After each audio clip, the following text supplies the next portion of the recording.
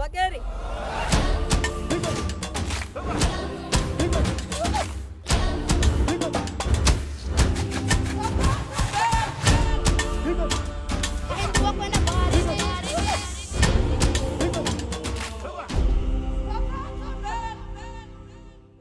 So, where do you think you're going to be 10 years from now? That's the big question. Many of you might think, oh, in 10 years, my brain might not be working the way it is now. Maybe I won't be as strong. Maybe I won't be as powerful. My brain and body will be degraded. But in society these days, we always want to be younger. We want a young brain, a young body, and that's the definition of beauty and intelligence. When we think of intelligent, smart people, we often think of somebody with a young brain and a young body with gorgeous looking skin. We glorify youth in society. That's the truth. But this ageism is all coming to an end today, because today I'm going to tell you about why aging should be one of the most exciting things we should look forward to in our lives. And no, I'm not talking about senior citizen discounts or Social Security, even though I really look forward to those things because I'm probably the cheapest person I know. Anyway, the best years of our lives are in front of us, not behind us. So, let's start with a story, the story of me. So, when I was an 18-year-old guy in my first year of university, I thought I had it all sorted out. I knew exactly what I wanted. I wanted a good job. I wanted a high salary. And I wanted to work in a corporation and climb that corporate ladder with my leather briefcase right in my hand. And so I worked so hard in university, that's all I knew. Everybody else around me, that's what they wanted. In suburban North America, middle class people, that's what they all strive to do. And those are the only types of people I was exposed to at my young age. So of course, that's what I wanted for myself. But then, at the age of 25, I finally did it.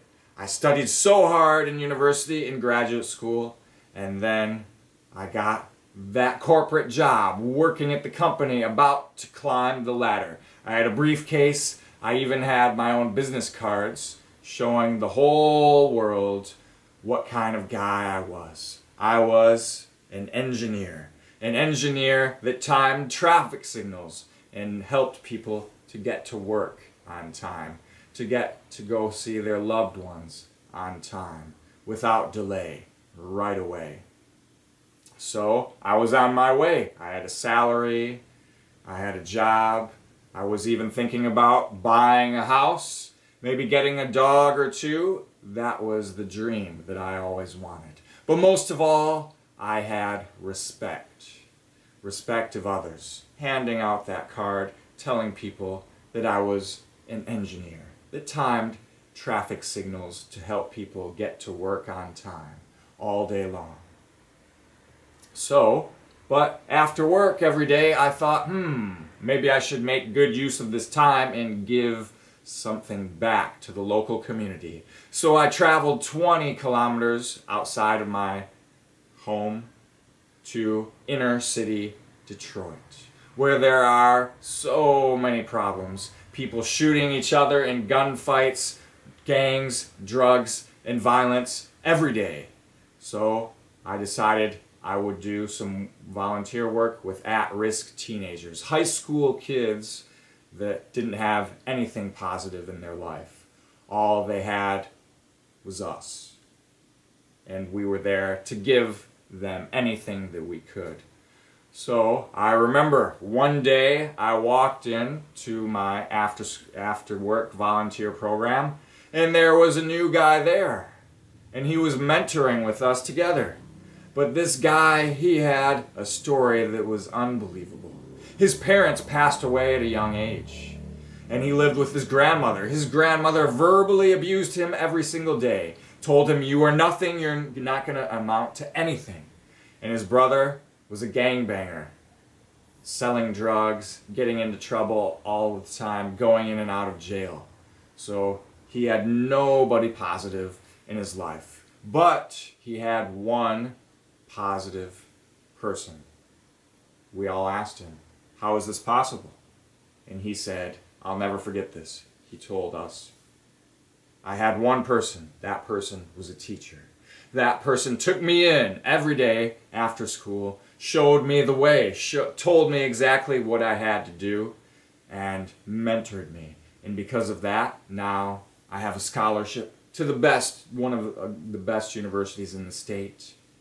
And I got all A's on my first semester report card. So I was completely floored.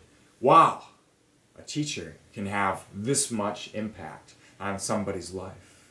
So I started to think to myself, what am I doing during my daily life? I'm helping people get to work on time to their jobs. Does it really make that much of a difference if I have to wait 30 minutes in traffic, 20 minutes in traffic, an hour in traffic? There are people killing each other over ridiculous reasons just a few kilometers down the street. Shouldn't I tackle some more pressing world problems than what I'm doing right now? So, anyway, my mind was so foggy and gray. I felt so old all of a sudden. I couldn't wake up for work. I was torn. What am I doing every morning? I woke up thinking this to myself. I'm really contributing to the world by helping people get to work on time. These are huge problems right down the street. These people killing each other, drugs, violence. Why shouldn't we pay attention to them more? Why shouldn't I do more with my life? So anyway, I worried like this. I got stressed out. I felt like I aged at least 10 years within 1 to 2 years worrying about this. And then finally, I gathered up the courage. I handed in my notice. I'm done here at this job. I need to do more with myself, I thought. And I needed to see more of the world. I already got out of my comfort zone a little bit by going to the city that was 20 kilometers away that I had never gone to before because of all the news I heard about guns, violence, and drugs. So I stayed in my comfort zone. But that experience showed me that the world is much bigger than what I had ever imagined. So I decided to trade in my briefcase for a backpack filled with 2 pairs of pants, 2 pairs of underwear, and 2 t-shirts. And that's it. I took off for Central America and Mexico, several thousand kilometers south of where I was, to explore a new world, to learn about the world and the reality of what exists out there. And my main goal was to push my comfort zones every day while learning about myself. So that's exactly what I did. Everybody thought, are you crazy? Come on, you're throwing away your high-paying job, you have the respect of everybody, and you have a salary, you have it all, and you're throwing it away. I went from other people respecting me to losing all the respect overnight. Okay, do whatever you want, they said. We'll see what happens. Yeah, you're going to go there and do what? Okay. So, I did it despite all the negativity around me. And you know what? I gained the respect from myself. Self-respect I gained. I might have lost the respect of others, but I had the respect of the most important person in my life, me. So I took the big plunge. I gathered up the courage and went down to Monterrey, Mexico. I remember that first day. I was so nervous, and it wasn't about the drug dealers, the bandits, the robbers that we all hear about in the news. Yeah, I was on a mission to break all the stereotypes, to find out the beauty about Mexico and Central America and share it with everybody that I could. So, that first day, I remember I walked in to a big taco restaurant and I was there by myself. I had never really eaten in a place like this all alone before. So I was thinking to myself, oh my gosh, what are all these people going to think about me? I'm here alone. They're going to think in their heads, oh, look at him. He's here by himself. What a loser. So my heart was beating. My hands were sweating. My forehead was dripping with sweat. So I looked around. I scanned the room and I saw a guy right there, right in front of me that looked friendly. He was also eating alone. So I said to him in Spanish, hey, do you mind if I sit with you? Let's eat together. And that decision started off, boom, a nice relationship. This guy, we talked for about an hour or two, and then we walked around the city together. He showed me around his city, and then he took me to his photo studio where he was a photographer, showed me how his working life was, and then we had a friendship. And then every single day was something new for 3 months. One day I was hiking up a volcano surrounded by active lava all around me. The next day I would go to the jungle and get lost at nighttime with adrenaline pounding in my heart. And then the next day I would volunteer at a school in Guatemala with children that had to walk to school every day with the risk of getting shot or robbed. So every day was something new. In that short 3 months, I must have accumulated at least 10 years of life experience. It was amazing. These things that I learned about myself in the world, I could have never learned in any textbook or by listening to anybody's stories. So, in that time, I gained one thing that's been so valuable to me. I gained mental clarity. So I knew exactly what I wanted to do. No more job. No more of this corporate world. I'm done with it. No more timing traffic signals. I can do more with myself. I need more growth, more worldly experiences. So I was so excited about life again. Now I was 28 years old. 10 years had gone by from when I was that 18-year-old kid studying in university, wanting to climb the corporate ladder. But I felt at least 15 years younger. So excited about what I was going to do, what was next for me. So I remember reading a book. The book was called Vagabonding by Rolf Potts. If you haven't read it, I highly recommend it. It changed my life. It might change your life too. And in that book, Rolf Potts, the author, he recommends teaching abroad. There are so many jobs out there for native English speakers. Everybody in the world wants to learn English. If you have a degree and if you have an advanced degree, you'll have so many opportunities, he said.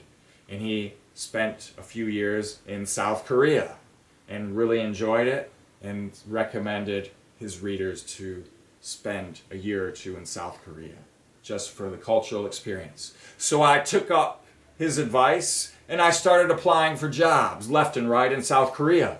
And I had a few phone interviews, and before I knew it, I had job offers coming in. Come out to South Korea. You can start next month, they told me. And so I was on a plane, flying across the world, ready to start my new life, immersed in a new culture, trying to speak a new language. But now I was even 10 years younger than I thought I was now. Now I was back to being a teenager or an elementary school student because I had to learn everything from scratch again. I had to learn how to say hello. How are you? I couldn't even speak. Nobody could understand me.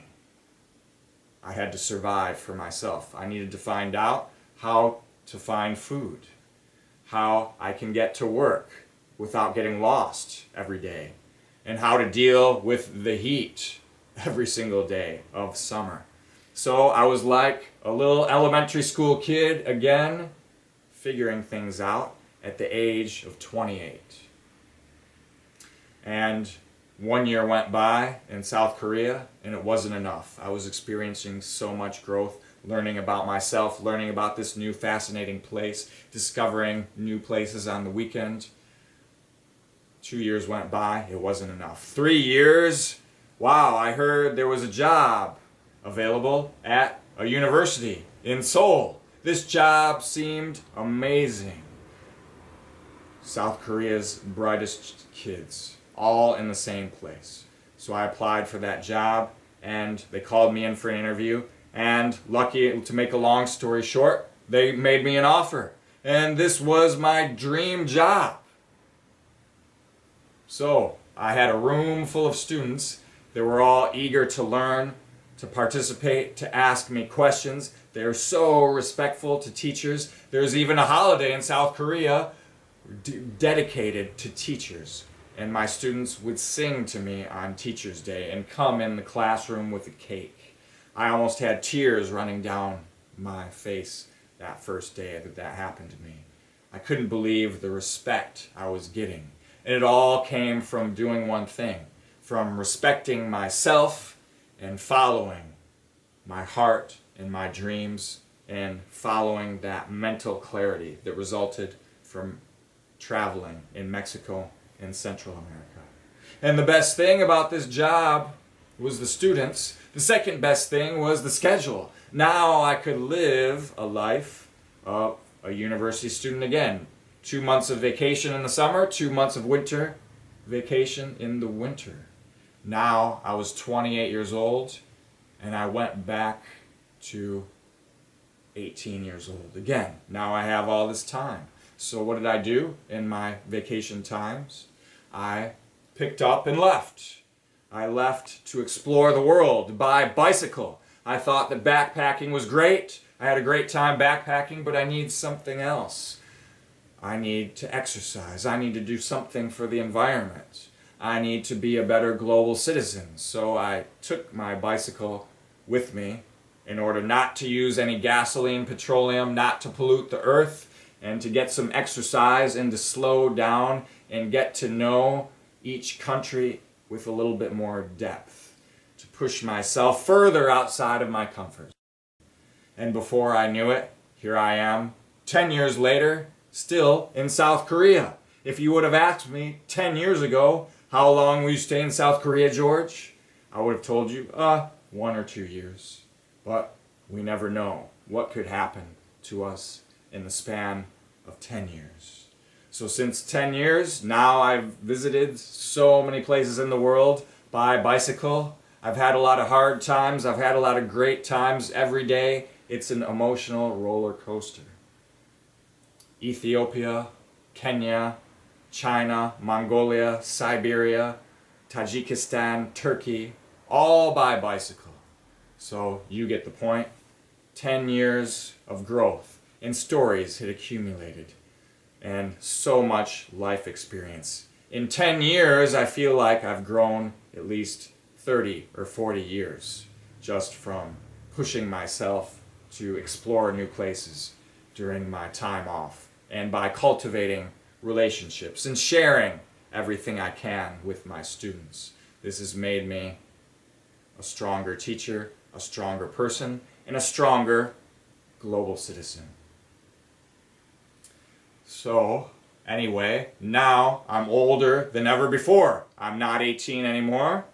I'm not 28 anymore. So 10 years have gone by now, again, so you can probably guess my age.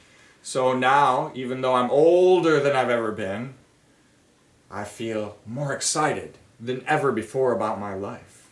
More excited than that teenager I was at my first prom. More excited than my first day at elementary school. Every morning, I have that mental clarity. What am I doing to be stronger today? What am I doing to be a better global citizen today? Yes, my life is full of abundance and so vibrant. So my daily tasks every day, I'm working on writing, speaking, and teaching. Yes, aging is exciting. 10 years from now, if you ask me, where will you be? I'll say I don't have the right to answer that question because at 18, I was someplace completely different at 28. And then now, here I am at about 39 years old, 10 10 years ago, if you would have asked me, I would have said something completely different, but here I am, giving you this speech in front of a camera and sharing it on the internet with you. So, anyway, what I want to share with you today is the beauty of aging. We need to look forward with excitement, not backward with excitement. We need to value age and all of the good things that come along with it. The past is done forever. Only now exists, and our future, if we take care of ourselves and are lucky enough, also exists. So I ask myself every year, how can I be a better global citizen? How excited will I be to see where I am at the end of the year, at the end of 5 years, at the end of 10 years? I might have a little bit more gray hair, a little bit more wrinkles on my face, but I look at that time with excitement. So here's what I want you to do. I want you to reflect on yourself. Where were you 1 decade before? And are you there right now? Or did something completely change? And do you feel younger at this moment or older at this moment? Hopefully you feel younger like I do. Right now, I tell you what, I'm as excited as a 15-year-old kid that's learning to drive for the first time behind the wheel about my life every day I wake up. I wish the same to you, and if you're feeling that way, please share your secrets with others like I am. It's all about mental clarity. It's all about how you use this and how you view aging. Your best years are ahead of you, and so are mine. So let's reflect.